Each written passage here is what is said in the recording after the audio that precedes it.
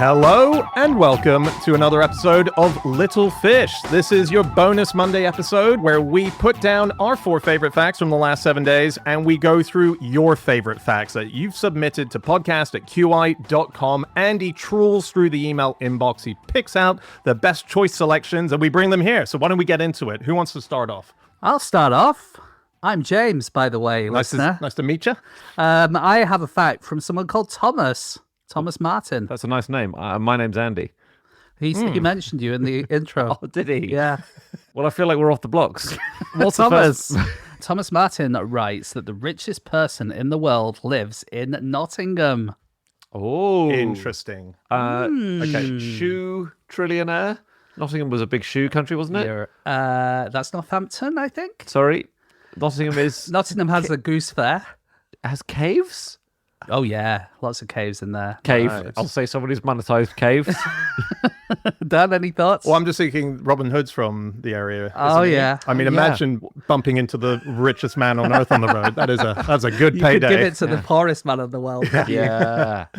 Here's the thing, though.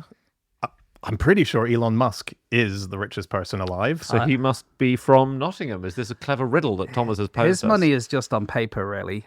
And in a way, you could say that this person's money is just on paper as well, because this person has got 63 quadrillion pounds, but they can only spend it in one particular coffee shop in Nottingham because someone gave them a gift card and there was a little typo on the gift card and the £10 balance to this place called 200 Degrees Coffee actually came through as 63 quadrillion. That's really funny.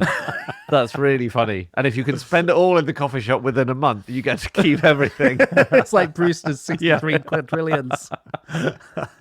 Yeah, amazing. That's so charming. I love it. I love those stories. I love them. Yeah. Do you remember the 6th of October 2016? Of course. The night of that? No, I just remember the daytime. Yeah. Well, probably when you were asleep, because I'm talking midnight. Everyone in the UK lost 10% of their worth. Oh. Literally everyone. Is this like a gravity thing? Or no, what happened was, around that time, Françoise Hollande did a speech about Britain. And a lot of the transactions in the stock markets and in the financial markets are done by computers.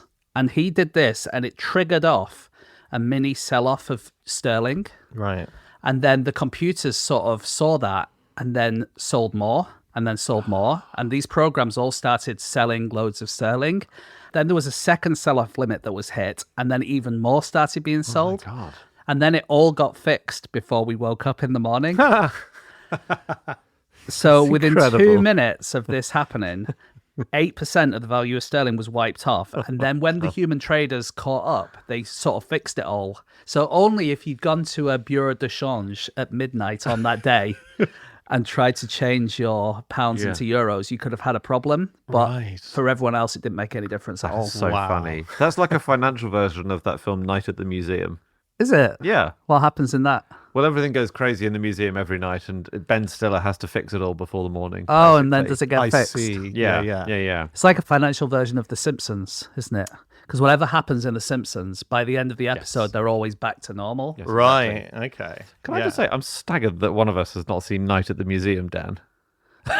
What? I'm staggered you haven't seen Night at the Museum. No, I just didn't accept your premise that it was similar to this situation. It becomes a museum that is sentient. Everything is sentient all of a sudden. Yeah, true. The money didn't become sentient. But then the It was just- markets traded by themselves. Aha. So there is a little bit of sentience there. Okay, well, that's still kind of more the point Space of- Odyssey. You know, it's like it's a sentient AI as opposed to a waxwork of Roosevelt. This is why our film podcast didn't work, okay? I just want to say that. I'll do a fact. Yep. This is a fact about Canada, and it comes in from Martin Williams. Good Canadian name. This is about Wood Buffalo National Park. It's the largest park in Canada, right? Do at night the wooden buffalo become sentient and run amok? Very funny. Okay. It's just about the size of this park. Okay. 'Cause some parks are big, right? Yeah. Hyde Park. Hyde Park, pretty big. Yeah. This park is 44,000 square kilometres. It is bigger than Denmark. And if it became an independent nation, it would be the 130th largest country in the world. Right. Which Very I love. cool. And Martin has done some more maths, which I respect. Sorry, point of order. Yep. Denmark owns Greenland. Yeah, Martin. So actually, Denmark is the largest country in Europe if you don't count Russia. Really good point. Does it own Greenland, or was it one of those funny things where Greenland owns itself, but it's governed from... It's the other way around. So Denmark owns it, but Greenland governs itself. I understand. Okay. Time of recording, of course. Time of recording. All right. Well, I'll do the rest of Martin's email anyway because it's brilliant. Collectively, the 39 national parks and reserves of Canada have an area of 343,000 square kilometres, larger than the Republic of the Congo, and over 40% larger than the entire UK. This was why my picnic failed in Canada, because I'm like to my mates, I'll see you in the park. Just middle of the park here, yeah. So that's how big they are. Despite this, not one of them boasts a Waitrose or Wetherspoons location. I am aware of these chain institutions almost exclusively due to your podcast, which mentions them curiously often. This has piqued my own curiosity, and should I ever travel to the UK, I will most assuredly visit a Wetherspoons. Okay. It is interesting that you can learn quite a bit from our character probably by the various institutions that we mention on this show. Yeah, exactly. And Martin says, the one he's already picked the Wetherspoons he'll go to. He says, I'll go to the Mechanical Elephant in Margate in the hope of bumping into Dan.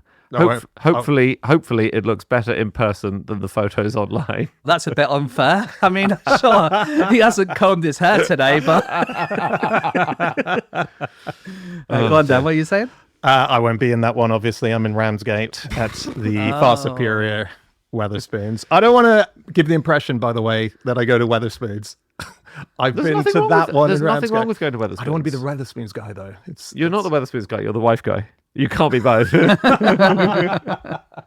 All right, let's move on to another one. This one has been sent in by Pete Sorrell Cameron. He says, I don't know if you have covered this before.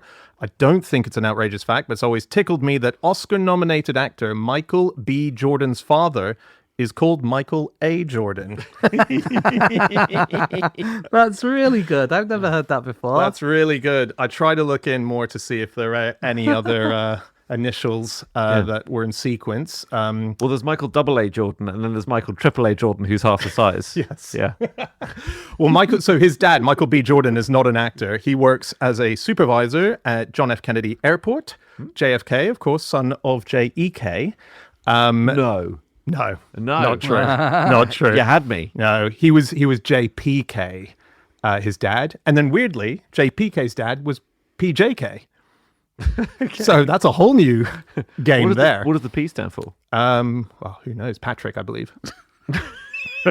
Who knows? Who knows? Who knows? But I'm going to say Patrick. Okay, I believe. Okay. Yeah, just quite fun. I love that little bit of sequencing. Yeah, really good. nice. The only one that I would thought of, which was another confusing version of that, is same first names. So you guys remember Evelyn Waugh, or Evelyn Waugh, had a wife who was also called Evelyn. Yes. So the way that the Friends distinguished them was he was Hevelyn and she was Shevelyn. Okay. Really and nice. they had a child called Evelyn. Yes. Yeah, lovely fact. Really good. Great fact. Here's one from Tony Elmquist.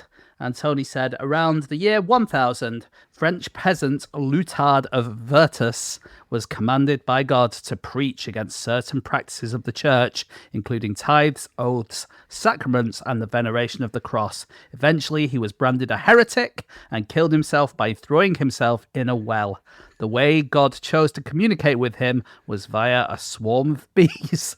A swarm of bees that flew into his anus. Well done if anyone saw where that sentence was going. I'm starting to see why he threw himself into a well. I think the constant bees flying into Uranus would be his... Actually, quite interestingly, the bees flew into his A.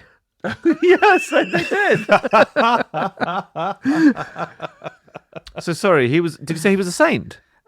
He was a peasant. Okay, he can be both. Absolutely. Many of the best ones Yeah. were both. But no, he was a heretic. Oh, sorry. The church thought he was a heretic. So I'm sure some people venerate him because that's the thing with heretics. Like usually the majority of people don't like you, but there's usually a few. Like J.D. Vance. Are we saying he's a saint or a heretic? Heretic, I think. Okay. Yeah, I believe. So at that time of recording, he's beefing with the Pope about matters of Catholic theology. Like that is honestly bringing a knife to a gunfight. Really Not that the is. Pope would approve of either fight, but still. No, so sorry. God communicated with this heretic by flying a swarm of bees up his bottom. That's according to Tony. Yeah. Amazing. What are the bees communicating? Bzzz. Yes. Yeah. Right. So it's like an alarm. Hi, honey, I'm home. Yeah. In your anus.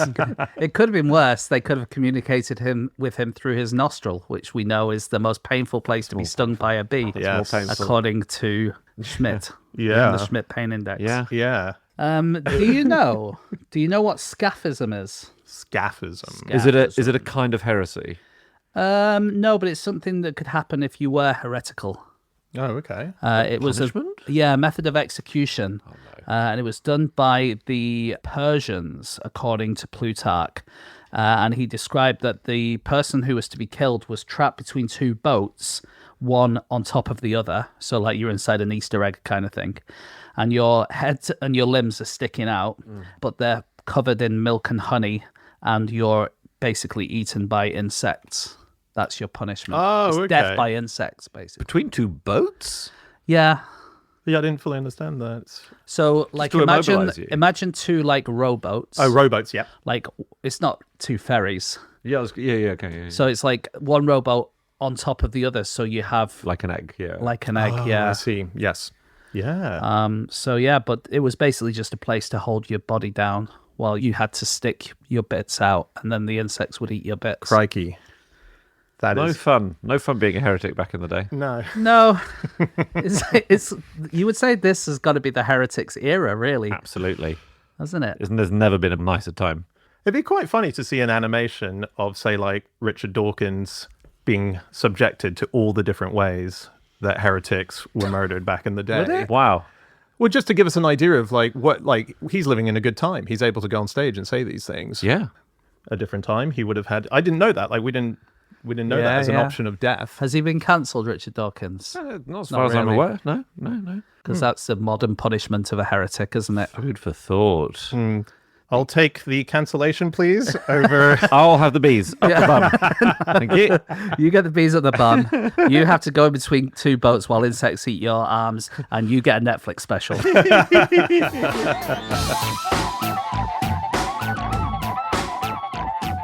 Here's a great one from Annalisa with two eyes, who How many noses and mouths? very strong.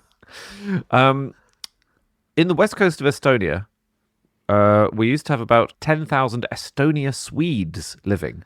They moved to what is now Estonia about 1,000 years ago. Wow. And stayed rather insulated there until the Second World War, isolated, I suppose. But in the olden days, there's just a cool fact which Anna wants to let us know about a thing called ham fish, as she calls it. In the olden days, it was a tradition that every year after a girl was born, a smoked ham would be put away and stored for her wedding. So a few days before the big day, 20 or so well-aged hams would be available, and you'd then boil them to make them edible, and you'd have all your like wedding hams. It's a really nice idea. Yeah, I think that's a really good idea. It's just putting a little bit aside. It's like a bottom drawer, we would call it. It's like a junior icer. Yeah. A little bit like It would that, have been yeah. the equivalent. Yeah. It's slightly more similar to my thing, where you literally put things away for the wedding. Yes, I see that. I do see that. Yeah. But yeah, I like the analogy. Yeah. And there'll be government campaigns saying you really should put hams away. You really should salt hams and store them for your daughter's eventual wedding. No word about what the son's got. I suppose if there's one wedding, it's at this Yeah, time. you it's get half a always- ham. You got half a ham. Yeah. That's very good. That is very cool. I've got Andy. I'm sure we've said this before many times, but you pick all these facts for us, don't you? You sort of curate what James and I get. Yeah.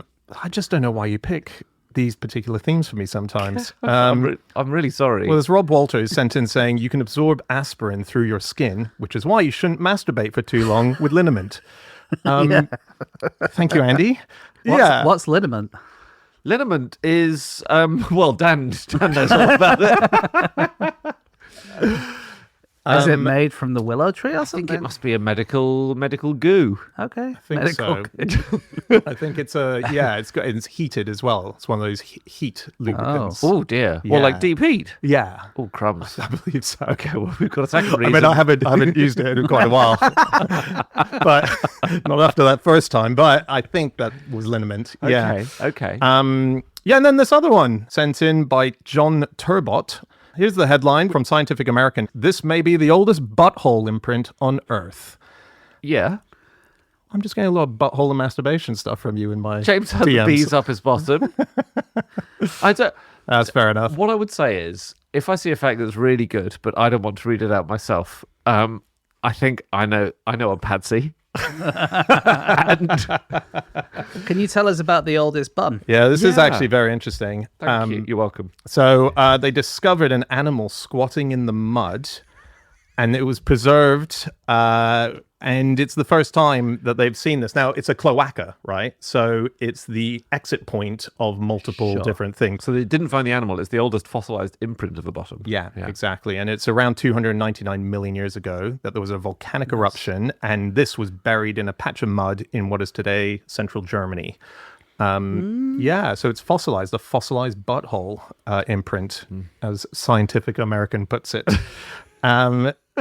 Yeah, it's. I do love that idea that we've got a more organized filing system for what we let out of our bodies. That's What do quite you mean? interesting. Like, as in birds, everything goes in and out of one hole, but we Yeah. have a few different options? Exactly. We have a few different holes in which we allow the urine out or the poo out. Thank you, Professor. I'm still reading the Scientific American article here. Well, it feels like progress, is what you're saying. Yeah, I knows? feel like I'm more organized than you guys say I am, just by the nature of that. And I assumed from how you are in your day-to-day working life that you were still rocking the cloaca. I just sort of thought, Dan won't have got around to sorting this out yet.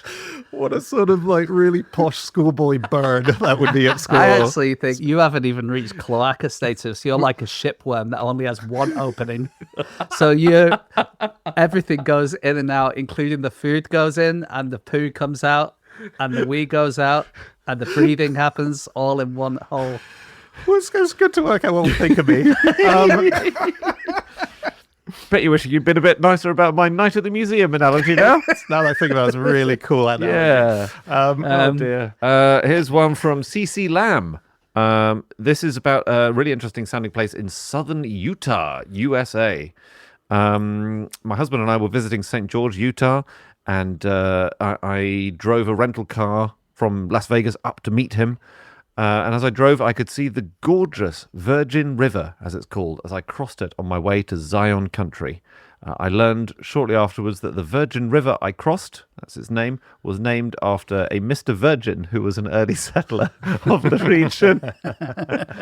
It's named after Thomas Virgin, 19th century settler. That's very good. And that was one where you tried to trick us. Yeah, how'd it go? You tried to slip it in. Yeah. Could you tell? Unlike anyone did to Mr. Virgin. Brilliant. Superb.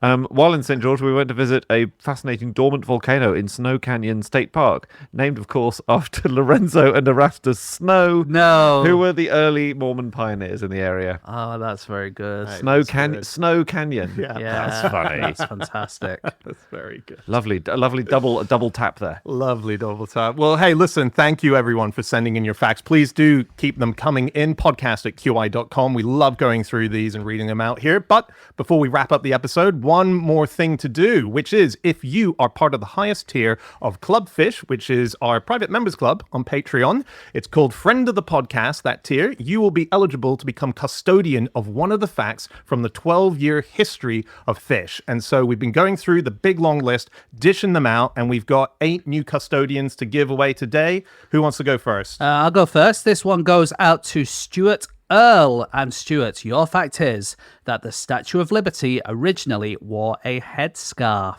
Yes. I think this was one of my facts. It was. Yeah, and I remember because I was looking at the Statue of Liberty's face before it was erected on top of the body, and I thought it looked exactly like Elvis Presley. So I started digging into it. How interesting. Was it based on the mother of Bertoldi or something? Yes. I think it was How based interesting on... that she looked like Elvis Presley. Yeah, so that's interesting in its own right, isn't it? Anyway, I started looking into it, and then there was this whole thing about Egyptology at the time. Someone had written a book about the sort of obsession with Egypt at the time, and it was just a fact within that. Interesting cool. fact, Elvis Presley wore size 479 blue suede shoes. Brilliant fact. Really Got to good. explain that's the shoe size, the sandal size Yeah. of the Statue of Liberty. And I think I might have got the number wrong. But I think it anyway. was 800 and something. Was I it? think it was 879. I think you got that. I think that was that. Anyway, shall I do one? Yeah. This one goes out to A Llama. A polo mint takes 42 and a half minutes to dissolve if you stick it up your nose. Very good. We did this at a live show. Yeah, we did it. When I say we did this at a live show, Dan, you, I believe, did it at a Yeah. live show. You stuck a polo up your nose. Yes, because we record over an hour, so I thought, okay, this is interesting. It might Yeah. be gone by the time Did we it finish. not sting like liniment on the penis? Or a flock of bees up the bottom. Sorry. Flock? Herd? Swarm. Sorry. I was like herding bees, as the old saying goes. What happened? I can't remember. It didn't seem to work. It didn't work. No. No, but No. it came from a study because you need to know if things get stuck up children's noses, how long they have been up there. Yeah, I And mean, they use polos because it's like, boiled sugar, basically. right. So it will dissolve eventually. Yeah. Maybe maybe the pH in your nose is unusual in some way. Oh, Don't know. interesting. Yeah. Maybe you've got an unusually mild nose. Well, right into scientists. Let's do another one. This is for Georgie the First. Georgie, your fact is now when you have a tattoo lasered off, you end up pooping it out. Beautiful Do you think fact. it's Georgie L? Yeah, probably. But Okay. I quite like Georgie the First as a... Congratulations, Your Majesty. This was one of yours, Andy. These are quite a few sort of famous facts. Hall of Famers. Yeah, I would say. It's good to know where all my tattoos have gone since I had the procedure. Yeah. Yeah, And it's- it's that the ink goes into your poo. It's not that the poo has a picture of, Greg Wallace on it or whatever. Whatever you might have tattooed on your body. I showed you that in confidence, James. And it was a different time. What was on the other bum cheek? I can't remember. It was Hugh Edwards, but the point... Oh, I bet you regretted getting Scott Mills on your penis as well. Yeah, no, it's that was I was thrilled by that fact. It's a very funny fact. Yeah, very good. Very nice indeed. Okay, here is a fact that is now under the custodianship of Martin Nottingham. And apologies, Martin, if I've mispronounced your name, but your fact is that the man who invented the airship, Alberto Santos Dumont, had dinner parties with 10-foot-high chairs so his guests could experience the joy of flight. Yes. Fantastic. That was another all-time... Santos Dumont was such an amazing character. Yeah, Yes. he is brilliant. I went recently to the Science Museum, and they've got the one of the top floors is the flight thing, and his name is all over it. They've got loads Is of it his really? early designs and things, and yeah, it's really cool. Is he- Original items? Or... Yeah, Wow. yeah. Is he the one, or it was definitely in that era in Paris, where they were like the only person who had a dirigible, like a balloon, and they used to float from house to house and just sort of sit outside your window going, "Hi, it's me." It sounds really familiar. I Yeah, think you're right. I think, it you're was. right. He did that. That's lovely. I remember years ago at the QI building, we organized a book event with Philippe Petit. He's Oh, the yeah. man who did the tightrope walk between the Twin Towers. And so I was there helping him set up and so on. And he sort of went, do you have a ladder? And we're like, you want a ladder? And he likes to start all of his talks while perching at the top of a ladder to give you the sense of him maybe falling off Wonderful. just before the beginning of his talk. Wonderful. I don't know if he does it for all, but certainly that day had to go find a ladder. What a guy.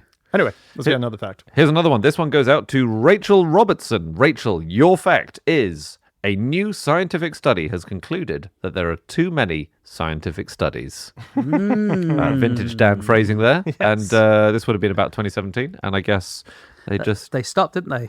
They stopped. Quite They right. said, we've had enough of scientists, we've had enough of experts. Yeah. Sort of time-wasting science studies, I suppose, is what Yeah. they were concerned about. Yes. Yeah. But is any study really a waste of time? No, you never know where the new breakthrough is going to come from. It might be something about, how long does it take a tortoise to go around a lake or something, but you don't know. Like, that could be the next Exactly. Meta sunglasses. Exactly. Comes from that study. To pick one brilliant invention.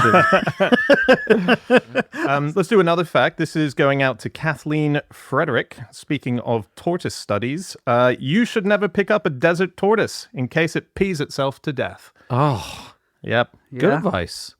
I learned that when I went to Death Valley in America, because that's the rule, and it says it.